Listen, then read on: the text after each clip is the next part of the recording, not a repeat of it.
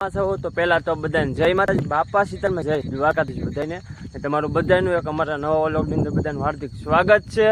ને અત્યારે છે ને આજે આપણે બગદાણાથી દ્વારકા લગીની પગપાળા યાત્રા કરીએ છીએ ને, તો આપણી યાત્રાનો છે ને અત્યારે 9મો દિવસ થઈ ગયો છે. ને અત્યારે આપણે છે ને આજે ઘણી બધી વહેલી યાત્રા ચાલુ કરી છે. સમયની વાત કરું ને તો ભાઈ 5:30 જેવો સમય થઈ ગયો છે. ને તમે જોવો ને તો ભાઈ રસ્તામાં એકલું અંધારું છે. ધીમે ધીમે યાત્રા કરીએ છીએ. ને આજે છે ને આપણે લગભગ હવે છે ને દ્વારકા અહીંયાથી છે ને 32 કિલોમીટર જેટલું દૂર છે, પણ હવે ક્યારે પૂગ્યા ને એનું કાંઈ નક્કી નથી. તો ધીમે ધીમે અત્યારે વહેલી યાત્રા આજે ચાલુ કરી દીધી છે. ને હજી પણ જે રસ્તો જોવો ને તો સવારમાં આપણે વહેલા 5:30 યાત્રા ચાલુ છે. રસ્તામાં અત્યારે કાંઈ વાહન કે એવું કાંઈ આવતું નથી. આપણે એકલા આપણી યાત્રા ચાલુ છે અત્યારે. ને ક્યારે દ્વારકા પૂગ્યાનું કાંઈ નક્કી નથી. તો તમે પાછા આજે કમેન્ટ કરી દેજો, વિડીયોમાં શેર કરી દેજો વિડીયોને. અને તમને આજે છે ને અમે લગભગ ટૂંક સમયની અંદર દ્વારકાધીશના દર્શન કરાવી દઈશું.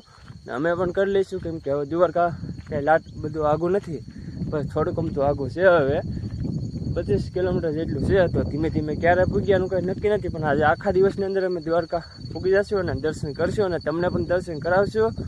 તો અત્યારે ભાઈ યાત્રા કરે છે. ને તમને આમ બધે લાઇટ દેખાય ને, એ ગામ વિસ્તાર હોય કે વાડી વિસ્તાર હોય ખબર નહીં, આમ દૂર દૂર બધે છે ને ઘણી બધી લાઇટો ને એવું બધું દેખાય છે. અને રસ્તામાં તમે જાઓ ને તો રસ્તો ભાઈ આ જ છે.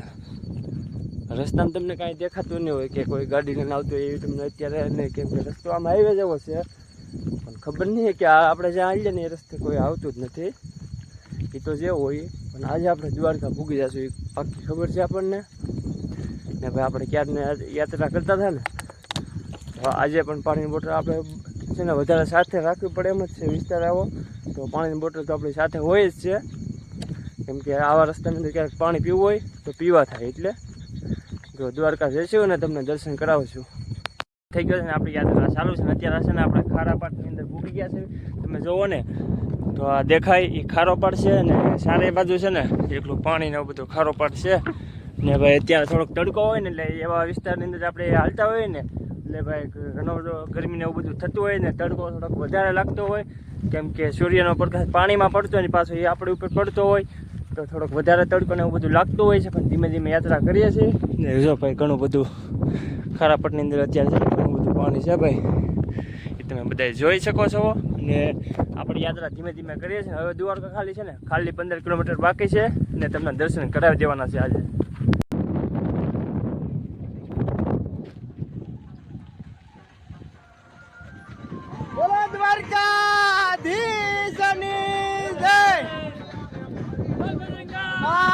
બાપાની જય, બાપા જય જય સીતારામ, જય સીતારામ. અત્યારે છે ને 1 વાગી ગયો છે. અને આપણે છે ને દ્વારકા છે ને ખાલી 5 કિલોમીટર દૂર છે. ને આગેથી થોડું થોડું મંદિર પણ દેખાય છે. મારી સાથે છે ને મારા કાકા મારા ભાઈ ને બધા અત્યારે આવી ગયેલા છે. તો એ આગળ આગળ ચાલે છે અને પાછળ હું ચાલુ છું ધીમે ધીમે. અને આપણે છે ને ટૂંક સમયમાં તમને દ્વારકાધીશના અમે દર્શન કરાવી દઈશું. કમેન્ટમાં બધા જય દ્વારકાધીશ બધા. દ્વારકા લગીની પગપાળા આપણે બગદાણાથી દ્વારકા લગીની પગપાળા યાત્રા છે ને આપણે ધીમે ધીમે કરીએ છીએ. ને તમને સમયની વાત કરું તો અત્યારે છે ને 1:30 વાગવા જેવો સમય થઈ ગયો છે. ને દ્વારકા ખાલી છે ને હવે 2 કિલોમીટર જેટલું આગળ છે. ને આગળ છે ને મારા કાકાની બધા અમારી સાથે ઘરેથી આવ્યા હતા આપણને લેવા. તો અત્યારે આગળ છે ને આપણે થોડાક દૂર છે, પણ ધીમે ધીમે યાત્રા કરીએ છીએ. અને ટૂંક સમયમાં પાછા આપણે એને આવી જશું ને તમને દ્વારકાધીશના દર્શન કરાવશું. તો તમે પાછા કમેન્ટમાં બધા જય દ્વારકાધીશ બધા લખતા રહેજો.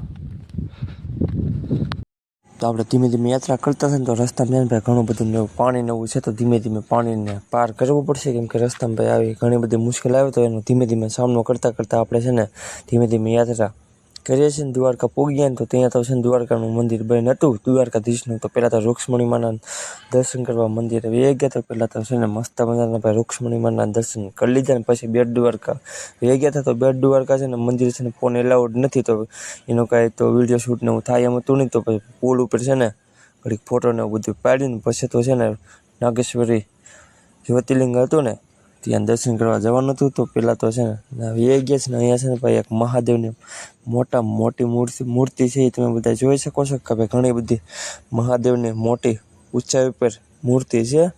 ને ભાઈ અહીં ઘણા બધા ભાવિ ભક્તો દર્શન કરવા આવતા હોય છે એ તમે બધા જોઈ શકો છો. અને અત્યારે ભાઈ છે ને સાંજનો સમય થઈ ગયો છે ને તો આપણે દ્વારકા પૂગી ગયા હતા 8-9 વાગ્યા. તો તમે જોવો ને તો ભાઈ અત્યારે હજારોની સંખ્યામાં ભાવિ ભક્તો અહીંયા દર્શન કરવા આવેલા છે.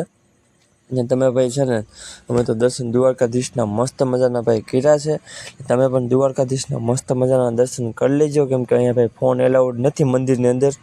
તમે બહારથી દર્શન કરી શકો છો દ્વારકાધીશના. ને અમે તો ભાઈ મસ્ત મને સાંજ પડી ગયેલી છે તો ભાઈ ગોમતી ઘાટે એમ તો કાંઈ વિડીયો શૂટ ને એવું કાંઈ થાય એમ નહીં, પણ તમે મસ્ત મજાના દ્વારકાધીશના દર્શન કરી લેજો. અને કમેન્ટમાં બધા જય દ્વારકાધીશ પાછા બધા લખી નાખજો ખાસ કરીને.